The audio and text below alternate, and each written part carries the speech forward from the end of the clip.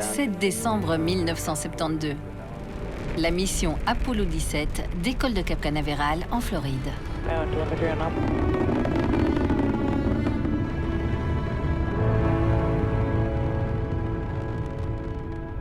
Quelques jours plus tard, 2 astronautes explorent le sol lunaire. Eugene Cernan et Harrison Schmitt ont été les derniers hommes sur la Lune, issus de l'incroyable épopée Apollo.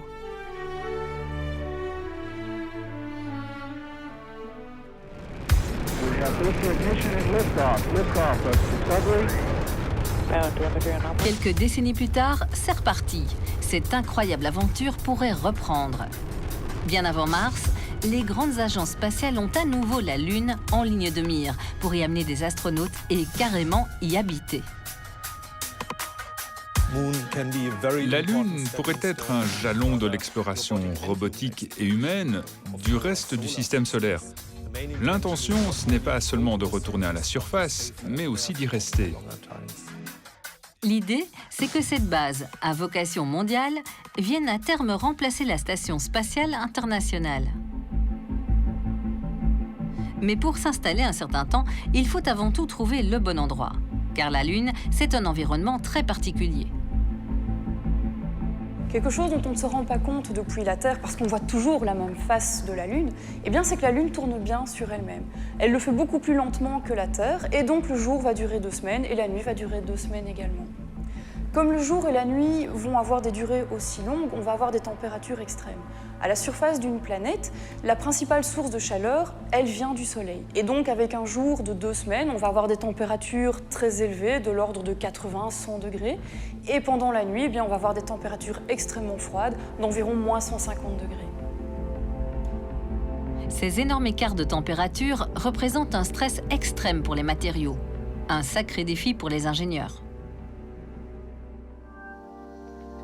Sur place, la source d'énergie principale sera sans aucun doute l'énergie solaire. L'exposition au soleil est donc un des éléments qui va guider le choix de l'implantation. Pour cette raison, il faudra se diriger vers un des pôles. Là, le soleil est bas sur l'horizon, mais il brille en permanence. Cela réduit la nécessité de stocker de l'énergie. Séjourner longtemps sur la Lune sera aussi une entreprise risquée, avec de nombreux imprévus. Contrairement à la Terre, qui est une oasis dans notre système solaire, la Lune est en fait une surface vraiment inhospitalière. Il y a tout d'abord le manque d'atmosphère qui va poser de nombreux problèmes. Le premier, c'est le manque d'air, évidemment, on ne peut pas respirer. Et il y a également le problème des météorites. Sans atmosphère, les petites météorites ne vont pas se désintégrer et peuvent frapper directement des bâtiments à la surface de la Lune. Il y a également le rayonnement ultraviolet du Soleil qui va arriver directement sur la surface lunaire. Et le problème énorme pour nous, c'est l'absence de champ magnétique. En l'absence de champ magnétique, le rayonnement cosmique va arriver à la surface de la Lune. Celui-ci est potentiellement cancérigène et pose donc un problème pour les missions habitées. Pour séjourner de manière prolongée sur la Lune, les astronautes devront donc s'installer sous un dôme de protection, bien à l'abri des dangers de l'espace. Et les ingénieurs de l'ESA ont en tête une manière originale de le construire. L'idée, c'est d'utiliser du sable lunaire qu'on appelle régolithe comme matériau de construction. Car l'autre option, transporter tout ça depuis la Terre, ça coûte cher. 20 000 € par kilo emmené. Pour la base lunaire, le but, c'est de créer autour d'une structure gonflable centrale une couche de protection en sable qui sera petit à petit construite par des robots. Ces murs alvéolés seront fabriqués grâce à une technique d'impression 3D. Ça a l'air un peu fou, mais ce projet est pourtant développé de manière très sérieuse. Enrico Lini et son frère ont achevé 4 ans de recherche pour l'Agence spatiale européenne. Ces ingénieurs italiens ont démontré qu'on pouvait utiliser du sable lunaire ou son équivalent terrestre pour créer les futurs murs de la base. Le principe de fonctionnement de l'imprimante 3D est extrêmement simple. La machine agrège de très fines couches de sable épaisses de 5 mm. Précisément, elle pulvérise un liant, une sorte d'eau salée. Ce liant ensuite solidifie le sable dans les seules couches qui vont constituer la structure finale de l'objet. En partie enterré, ce type de construction permettra de protéger les astronautes des rayonnements mortels et des impacts de météorites.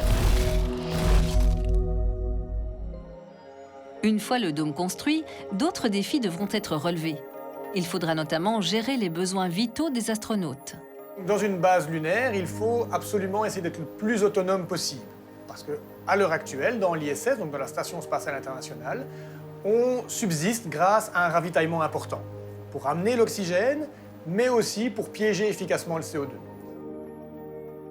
Si on veut rester plus longtemps dans l'espace, sur une base lunaire ou éventuellement aller plus loin, eh bien, il est nécessaire de pouvoir produire sur place de l'oxygène et idéalement, en même temps, de capturer le CO2 qui est, à certaines concentrations, toxique pour les astronautes.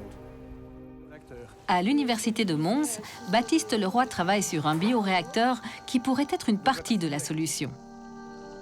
Un bioréacteur, c'est une cuve remplie de micro-organismes en culture. Ici, on s'intéresse à des bactéries capables de faire de la photosynthèse. L'idée, c'est d'utiliser ce pouvoir pour recycler les déchets que produisent les astronautes. Sur une base lunaire comme sur Terre, les astronautes vont émettre du CO2 par la respiration. Ils ne vont pas consommer l'entièreté des aliments qu'on leur propose et ils vont émettre de l'urine. Alors, ces déchets, ils peuvent servir éventuellement à alimenter la photosynthèse, comme on le ferait sur Terre. Quel est l'intérêt? Eh bien, l'intérêt, c'est que la photosynthèse capture le CO2 et produit de l'oxygène.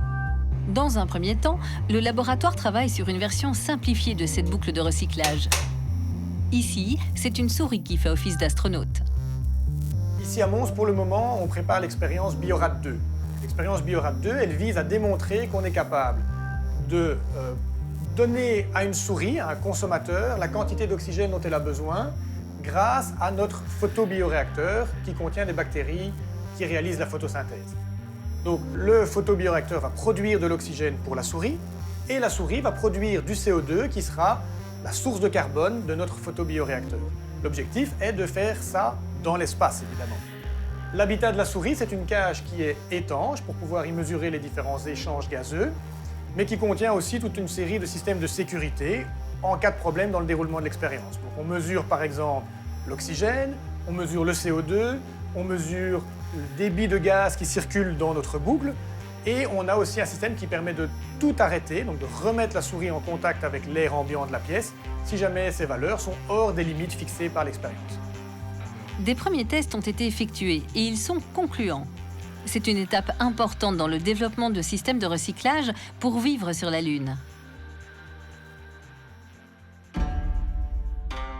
Très logiquement, l'Europe et les États-Unis débordent de projets lunaires. Et un autre pays n'est pas en reste, la Chine. Plusieurs sondes ont déjà atterri sur la Lune. L'agence spatiale chinoise a même demandé à l'équipe de Vinciane Debaille de participer à l'analyse des échantillons. Depuis environ 50 ans, nous travaillons toujours avec les échantillons qui ont été ramenés par les missions Apollo. Par ailleurs, ces missions Apollo ont échantillonné seulement quelques sites. Et ici, ce que nous espérons, c'est d'échantillonner de nouveaux sites qui sont en fait beaucoup plus jeunes. La surface de la Lune est composée essentiellement d'une espèce de farine que l'on appelle le régolithe. Et ce que nous espérons, c'est de pouvoir forer suffisamment profondément dans ce régolithe pour atteindre la roche-mère et pour avoir des blocs rocheux. Un petit pas pour l'homme, de retour sur la Lune, ce n'est donc pas un projet utopique. Et la poésie de ces recherches, c'est de pouvoir à nouveau lever les yeux et nous dire que certains de nos semblables là-haut nous regardent.